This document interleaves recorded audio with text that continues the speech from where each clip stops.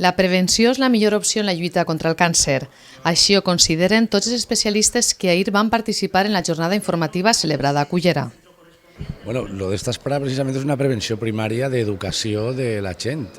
A més de la prevenció secundària de l'escreening, claro que pot beneficiar-se la gent d'aquest tipus d'educació. El 40% dels càncers actuals poden previndre's en hàbits saludables, com són el tabaco, l'alcohol, el sol, l'alimentació i moltes coses. Per d'ahir la importància d'esta prevenció primària de parlar i explicar a la gent què és el càncer, en què consisteix, com se trata i com se prevé.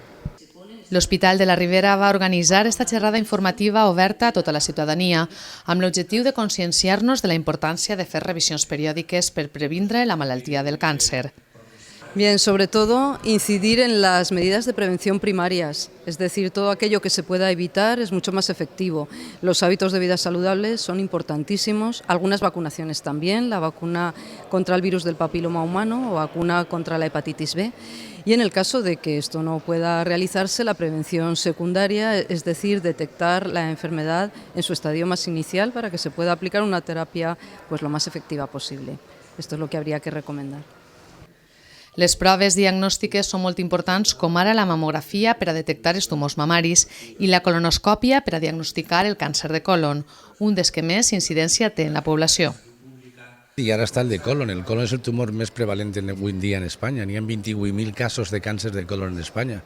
La Generalitat ha fet el diagnóstico precoz del cáncer de colon con la prueba de la sangre oculta en heces. Si és positiva, es té que passar una colonoscòpia. Estem cada vegada descobrint més, la gent se pren més en sèrio aquest tipus d'educació i se fa les proves com toca, i per això és un dels motius de que cada vegada estem veient més càncer de colon, perquè estem anant a per ell, com han anat a la mama i com estem anant també a la pròstata en el tracte rectal i en el PSA.